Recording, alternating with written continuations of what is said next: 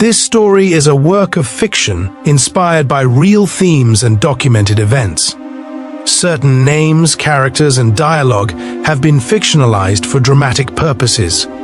The Costa Concordia disaster is a matter of public record. This video is not intended to be a complete or legally authoritative account of any individual's actions or motivations. There is a moment, and most people who have lived through something truly catastrophic will tell you about this moment, where you look around and you think, this cannot actually be happening. The world doesn't work this way. Things like this don't happen. And then reality shifts, and you realize, with a coldness that you will never forget, that it is happening, and it did happen, and nothing will ever be the same again. On the night of January 13th, 2012, 32 people died in the cold, dark waters off the coast of Giglio Island, Italy. They died because of one man's vanity, one man's cowardice, and one man's catastrophic, jaw-dropping, almost unbelievable series of decisions. Decisions that prosecutors would later describe in court as a grotesque accumulation of recklessness. His name was Francesco Schettino. He was the captain of the Costa Concordia, a cruise ship so large it was sometimes called a floating city. And for a little while, in the years before that night, Francesco Schettino was celebrated. He was admired. He was, by his own account, beloved. And then, in the space of a few hours, he became the most hated man in Italy. This is his story. To understand what Francesco Schettino was, you have to understand what he wanted to be. He was born in 1960 in Meta di Sorrento, a small coastal town south of Naples, the kind of place where the sea isn't a backdrop, it's a fact of life. Fishing boats in the harbor, salt air every morning, the hum of vessels coming and going from the port. For a boy growing up there, ships weren't just machinery, they were status, they were power. They were the thing that separated men who mattered from men who didn't. Francesco grew up watching the captains of the large vessels come through Meta, and even as a child, he understood something that would stay with him his whole life. The captain of a ship is not just a job, it is an identity. The captain stands at the top of a very clear hierarchy. Everyone on board answers to him. Everyone on land watches him. And when he walks off that ship and into a restaurant or a hotel lobby, people notice. Francesco wanted to be noticed. He studied at the Nautical Institute of Piano di Sorrento, then went on to build his career at sea methodically, steadily. He joined Costa Concordia, one of Italy's largest cruise lines, and worked his way up over decades. He was, by most accounts from colleagues who worked with him in his earlier years, competent, organized, reasonably professional. He knew the technical requirements of his job. He understood the weight of the title. But Francesco also had a relationship with that title that was different from how most men in his position thought about it. For many captains, the rank is simply the product of long years at sea. The hard hours, the grinding certification exams, the enormous responsibility. It accumulates, and the title is the natural result. For Francesco, the title had always felt like something slightly more personal, slightly more theatrical. He liked to be seen in his uniform. He liked to hold court at dinner.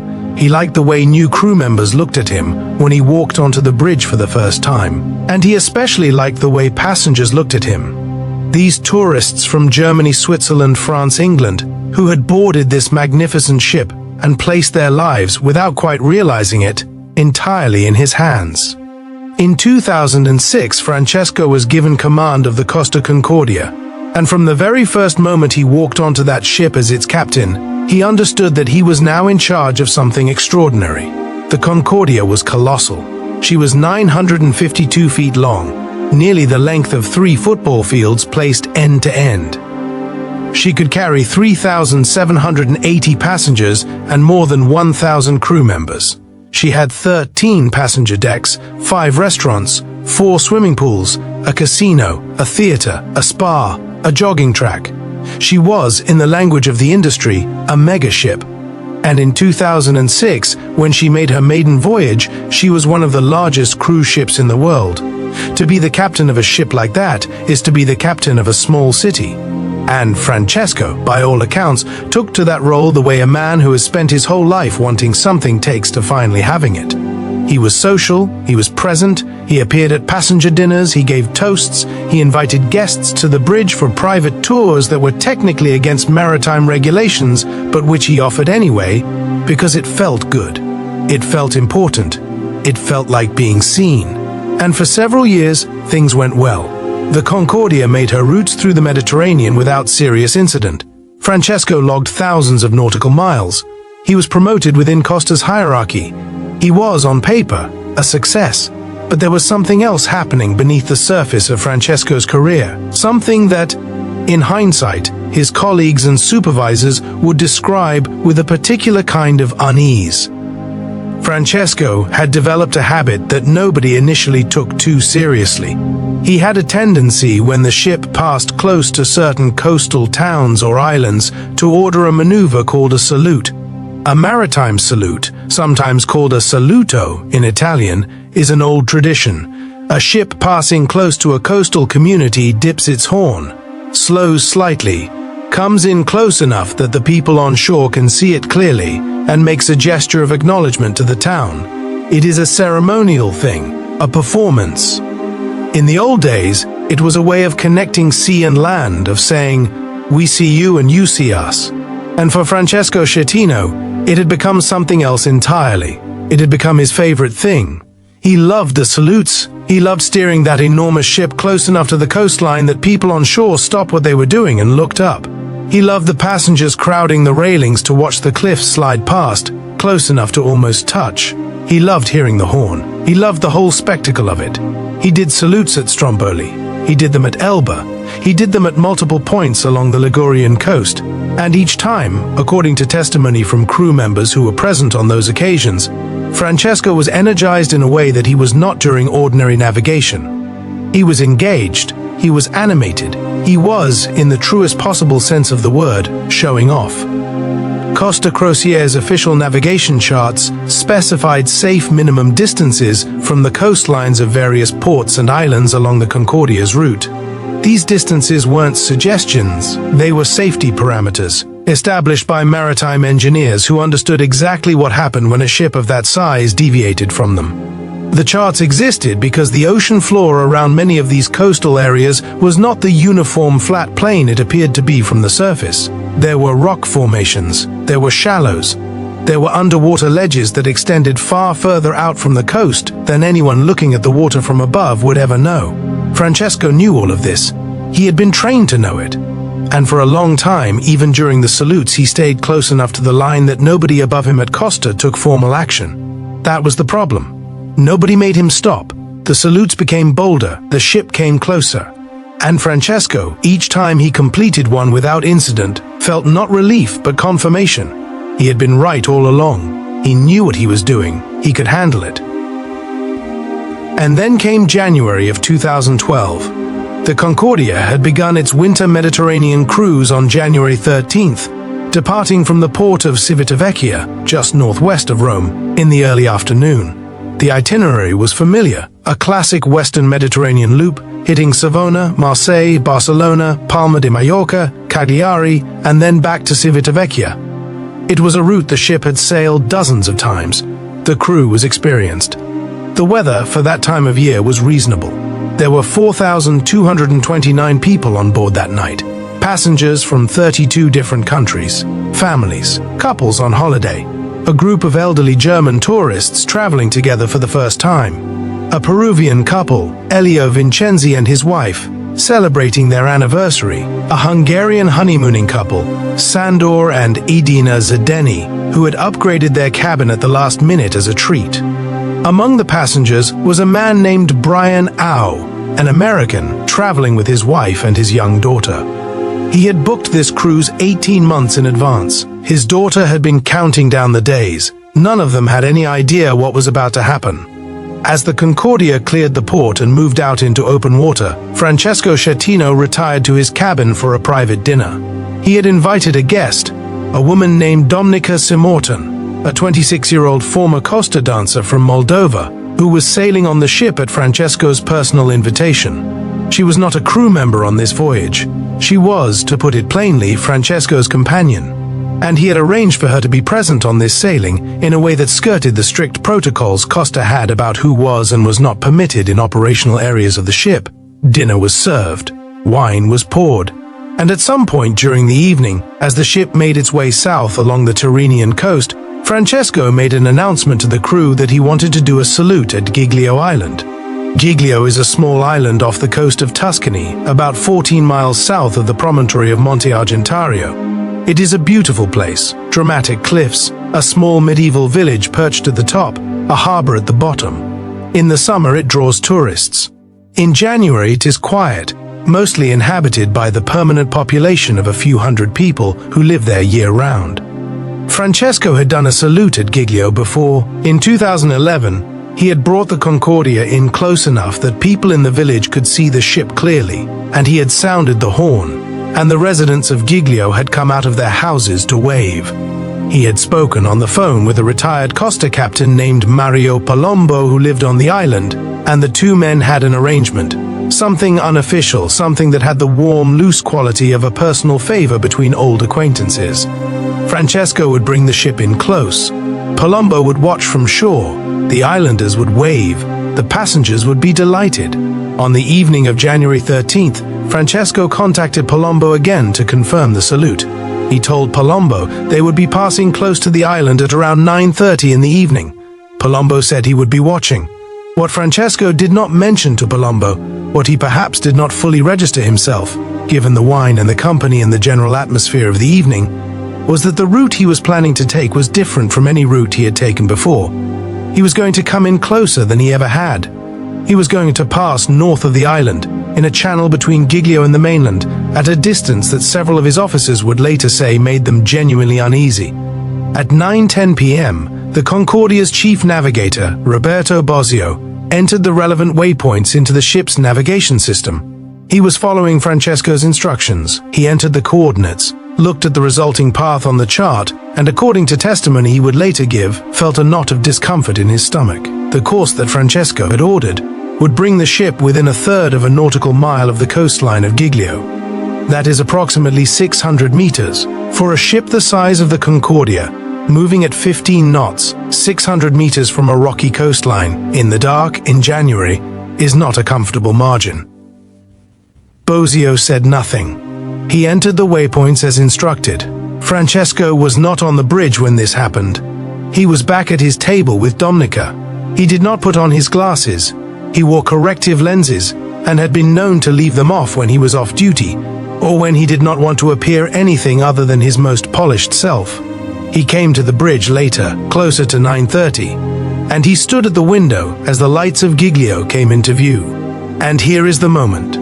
Here is the precise point at which everything that follows was set in motion. It was 9:39 p.m.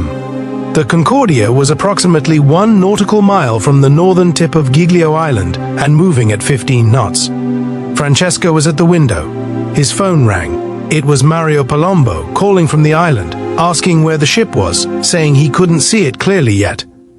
Francesco told him to look to the northwest. He told him it would be there very soon. He ordered the helmsman Jakob Rusli Bin to bring the ship to a heading of 304 degrees. He then ordered a slight adjustment, 319 degrees. He was maneuvering the ship for the approach, for the visual effect, for the moment when the ship would be close enough that the people on shore could see it and wave, and he could stand at the window in his uniform and feel the particular satisfaction of a thing going exactly the way he planned it. He was not looking at the navigation chart, he was looking at the island.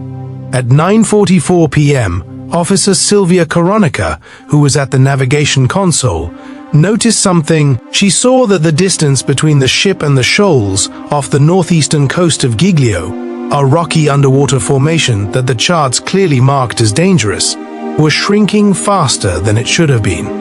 "Captain," she said, "we are too close." Francesco didn't answer her directly. He was on the phone with Palombo. "Captain," she said it again. "We are too close to the island," and at 9:45 p.m. and 7 seconds, the Costa Concordia, 952 feet of steel carrying 4,229 people, struck an underwater rock formation called La Scolle. The impact was not what you might imagine. It wasn't a sharp, dramatic crash. It was more like a grinding, a deep, industrial shudder that moved through the hull and up through the decks and into the bones of everyone on board who happened to be still enough to feel it. Passengers in the lower deck restaurants looked at each other. Plates shifted, wine sloshed in glasses. On the bridge, the sound was different.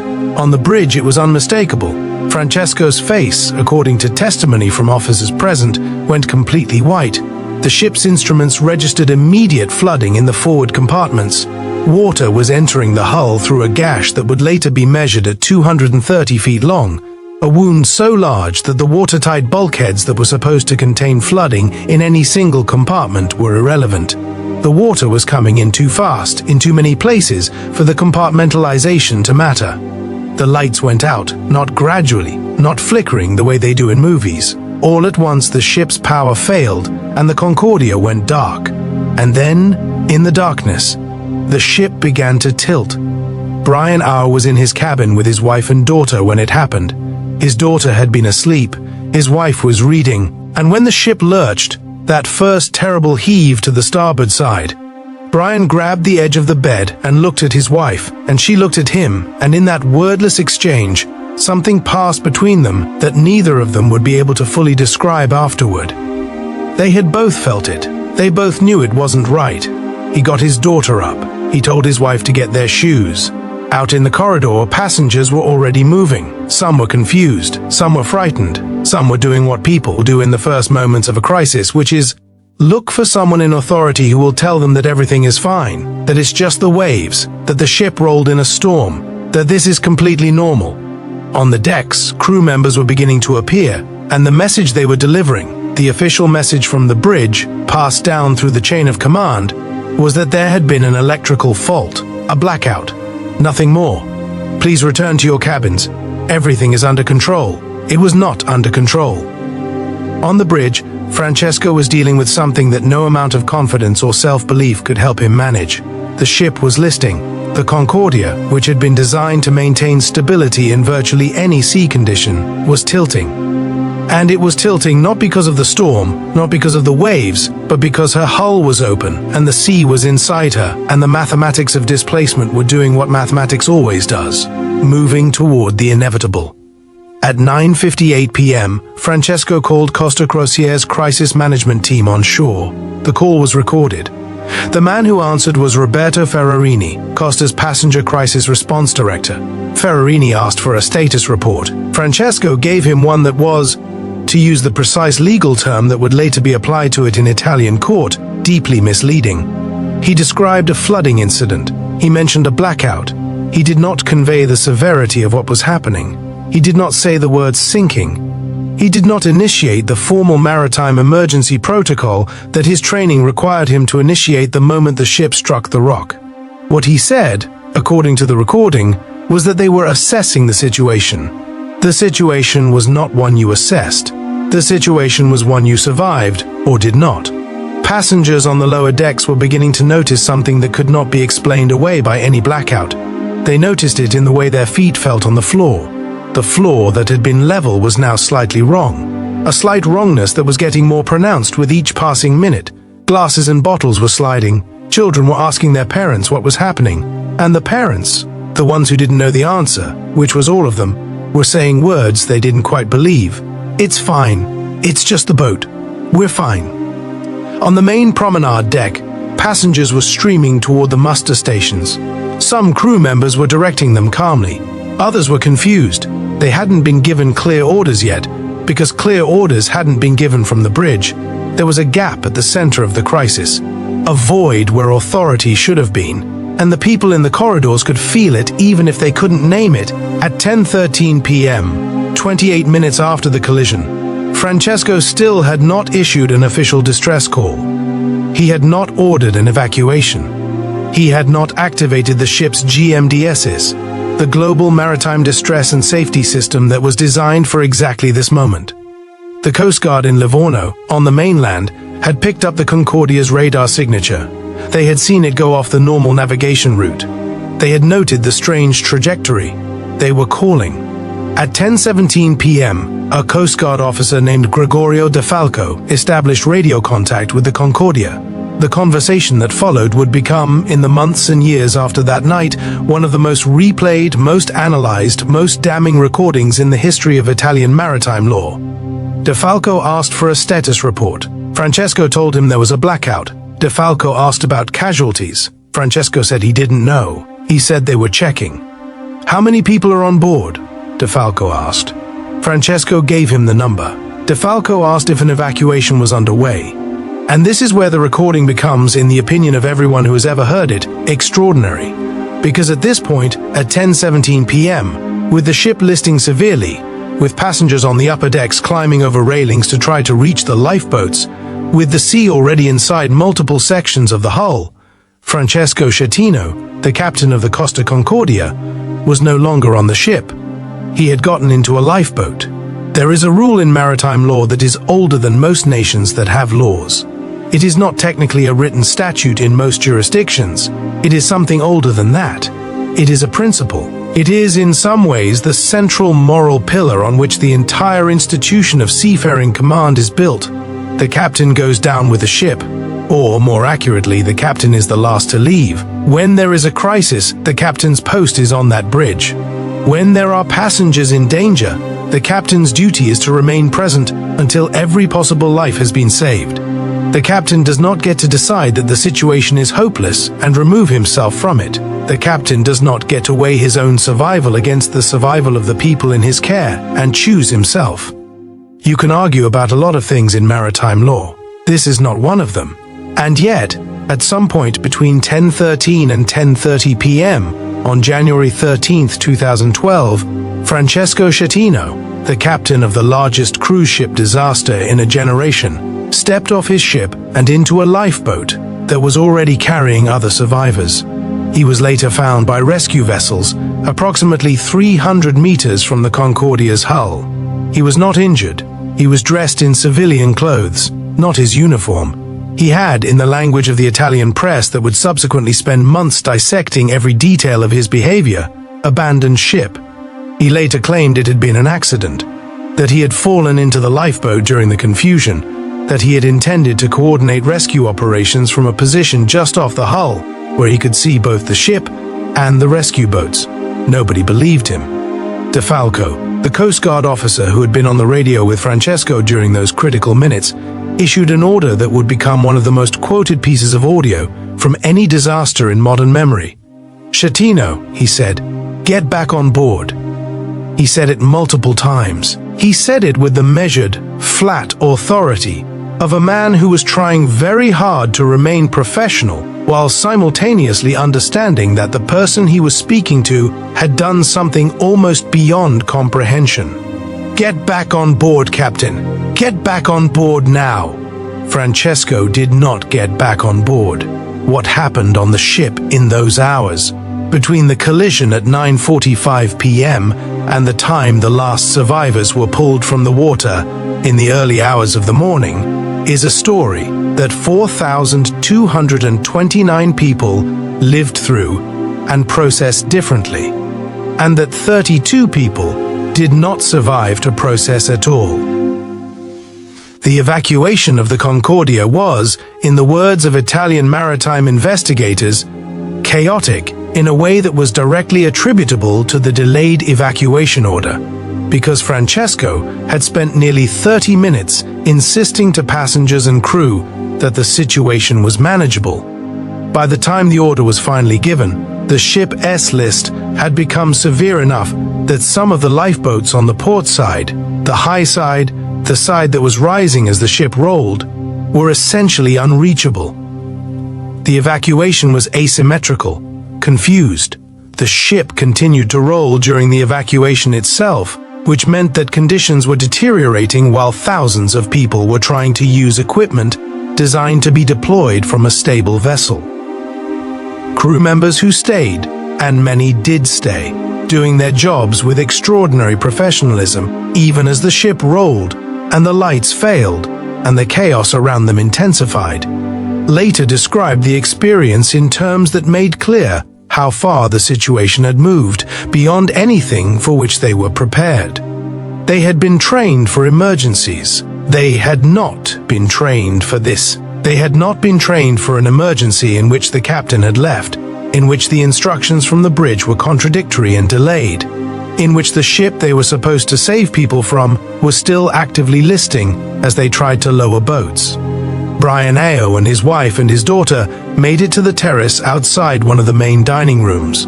They were on the 4th deck. Around them, the crowd was pressing and panicking and pushing. There were announcements over the PA system, at first telling people to return to their cabins, then telling people to go to their muster stations, then further announcements that came in a burst of frantic instruction that seemed to contradict the ones before them. At some point, Brian couldn't pinpoint exactly when, because time in a crisis compresses and expands in ways that make reliable chronology almost impossible, the ship shuddered again. A massive, full-body shudder that the crowd around him seemed to receive as a kind of verdict. Whatever hope some of them had been holding on to, that this would resolve itself, that the ship would right itself, that someone in charge would appear and fix it, that hope left a lot of people in that moment. Brian saw it happen. He saw the faces change. And then people started climbing over the railing. The railing at the edge of the 4th deck terrace was not high, and the ship was now tilted far enough to the starboard side that the port side railing, the side where Brian was standing, was angled toward the water in a way that made the climb down look survivable to people who were desperate enough.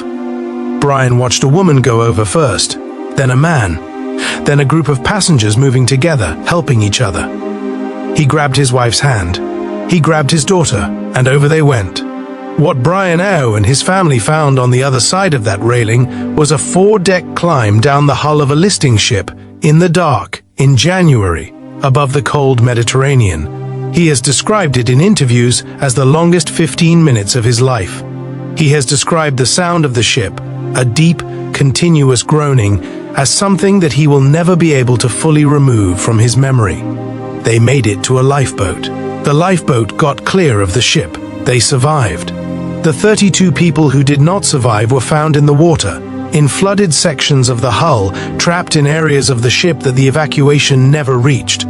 They were from multiple countries. They ranged in age from 5 years old to 71. The youngest was a 5-year-old girl named Diana Arlotti, who was Italian, who was on her first cruise, who could not be saved. The investigation that followed the Costa Concordia disaster was exhaustive. Italian authorities seized the ship's black box, its navigation data, its communications records, its crew manifests. They interviewed hundreds of witnesses. They reconstructed the timeline of the evening in meticulous, unforgiving detail. What emerged was a picture that was, and this word is used advisedly because it is the word that Italian prosecutors and maritime experts used repeatedly in their public statements, almost unbelievable. The rock formation that the Concordia struck, Le Scole, was not a secret. It was on every chart. It was marked on the navigation system. When investigators calculated the exact path that Francesco had ordered his helmsman to follow, they found that the ship had passed within 150 meters of the formation at its closest point. 150 meters for a ship 952 feet long, moving at 15 knots. That margin was not a margin at all. It was a collision waiting for the precise alignment of heading and depth and speed to become inevitable, and the alignment happened. Because Francesco was not looking at the chart, he was looking at the island, he was on the phone, he was not wearing his glasses, and he had been drinking.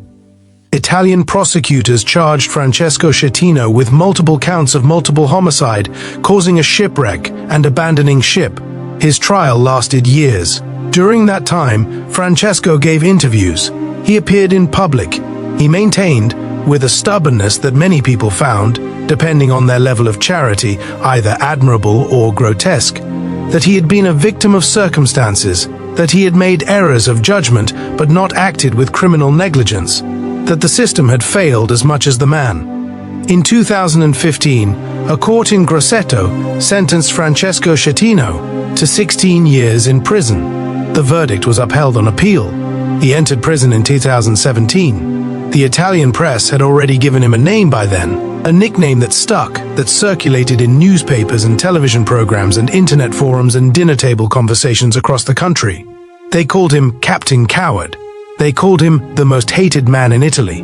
It is a strange kind of immortality, to spend 30 years building something, a reputation, a career, a carefully maintained image of a man in command, and then to have all of it collapse in the space of a few hours on a January night off the coast of a small island because of rocks you didn't see and a ship you should never have taken that close to the shore. There is a maritime tradition, ancient and serious, that holds that the relationship between a captain and his ship is not merely professional. It is not the relationship of an employee to a piece of equipment.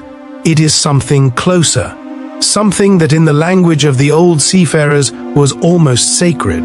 The ship depends on the captain. The people on the ship depend on the captain. And the captain, in exchange for that authority, takes on a weight of responsibility that does not diminish when things become difficult. It increases. Francesco Schettino understood the first part of that. He understood authority. He understood the uniform and the title, and the way people looked at him on the bridge. He understood the pleasure of a salute well executed, the surge of satisfaction that came from bringing a massive ship close enough to a coastline that people on shore stopped and stared. What he did not understand, or what he chose, in the critical moments not to honor, was the other half of the equation. The authority comes with the weight. You cannot have the uniform without the responsibility that makes the uniform mean something. You cannot be the captain in the good moments and not be the captain when the ship is sinking. And so when the moment came, when the ship struck the rock and the lights went out and 32 people began the last hours of their lives, Francesco Schettino was not there. Not really. Not in the way that the title required him to be. He was already looking for the exit. Brian Au, the American passenger, eventually published an account of what he experienced that night. He described the climb down the hull in the dark. He described the lifeboat. He described the moment when they finally got far enough away from the Concordia that they could turn around and see her in full. The enormous ship, already far into her roll, her lights gone, her hull half submerged, the white of her decks visible against the dark water. He said the sight made him feel something he had trouble naming.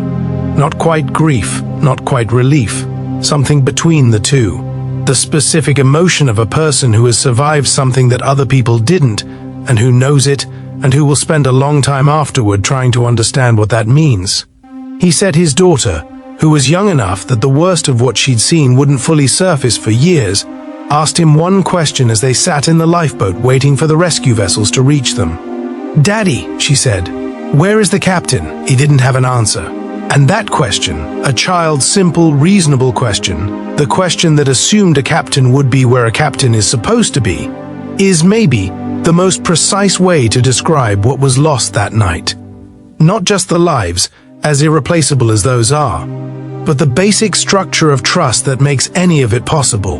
The trust that when you board a ship, when you hand your safety to someone who has been given the authority to keep you safe, that person will be there, in the dark, on the bridge, not looking for the exit.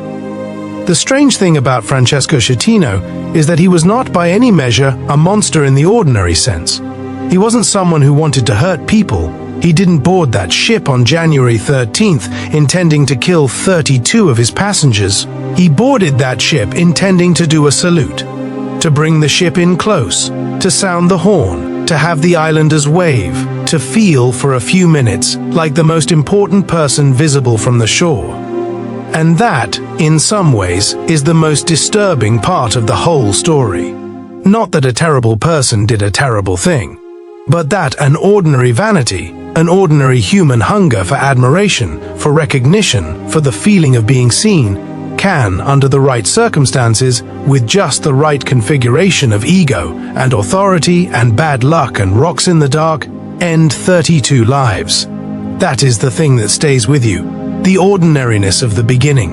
A man who wanted to be noticed, a ship that came too close, a darkness that came in too fast, and 32 people who never saw the morning. The Costa Concordia was eventually salvaged, a technical achievement so complex and so unprecedented that the engineers who executed it were celebrated around the world. The wreck was righted in 2013 in an operation called parbuckling, using steel cables and the controlled release of water from specially constructed chambers attached to the hull. The ship was then towed to Genoa in 2014, where it was dismantled. In Giglio, the small island that the ship nearly ran aground on completely, the salvage operation became a kind of second life for the community. For 3 years, the island hosted the workers, the engineers, the technicians, thousands of them. The restaurants stayed open, the hotels stayed occupied, and when the ship was finally gone and the harbor returned to its ordinary quiet, the islanders gathered. They had not asked for any of this. They had simply lived on their island, 3 miles off the Tuscan coast, for generations. Fishing, farming, running their small hotels, watching the cruise ships pass in the distance. And then one January night, a man who wanted to show off had brought an enormous ship close enough to wave at, and the island had become, for 3 years, the center of something vast and terrible and sad. Mario Palombo, the retired captain who had been on the phone with Francesco that evening, who had been waiting on shore to watch the salute, he gave an interview in the years after the disaster in which he described that night. He described standing outside and seeing the lights of the Concordia in the distance, waiting for the horn, and then seeing the lights go strange, going uneven, and then, slowly, going dark. He said he knew immediately, before any official announcement, before any radio communication. He knew, standing on the shore of the island he had lived on for years, watching those lights go wrong, exactly what was happening. He said he called Francesco's phone. He called it several times. Francesco didn't answer. There is one more thing worth noting, one detail that has a particular kind of weight when you set it next to everything else.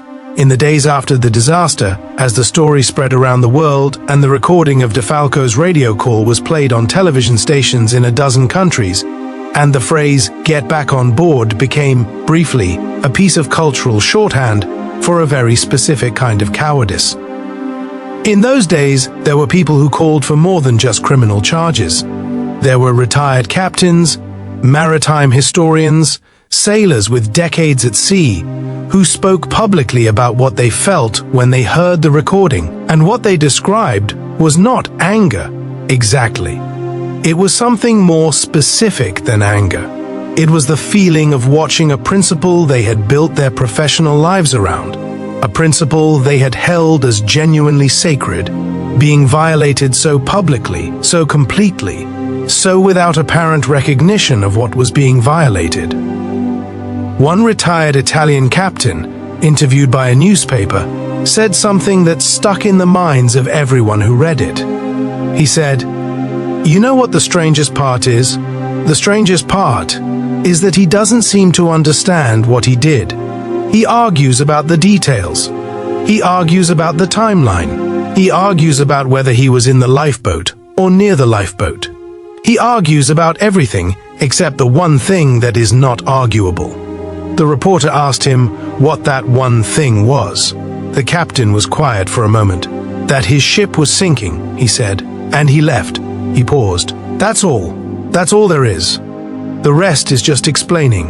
Francesco Schettino is in prison. He will be there, assuming the sentences hold and no further appeals succeed, until sometime in the early 2030s. He will be in his 70s when he comes out, if he comes out. He will be an old man who was, for a few years, the captain of the most famous cruise ship in the world, and who is now, for the rest of whatever life remains to him, the most hated man in Italy. The 32 people who died on the night of January 13th, 2012, have not gotten that luxury. They have not gotten to be old. They have not gotten to be anything at all, except remembered, and the gap between those two things, between the man who ran and the people who couldn't, is the thing that no legal verdict and no prison sentence and no amount of public condemnation has ever fully accounted for. It is a gap that simply exists, cold and dark and permanent, like the water off the coast of Giglio in the middle of January, like the space between what we believe about the people we trust with our lives and what they sometimes turn out to be. That gap, that is where this story lives. Production note: add disclaimer in video description. This story draws on the public record of the Costa Concordia disaster, January 13th, 2012. Certain character details, dialogue and scenes have been dramatized. This video is not a complete legal or factual account of any individual. Viewer discretion advised.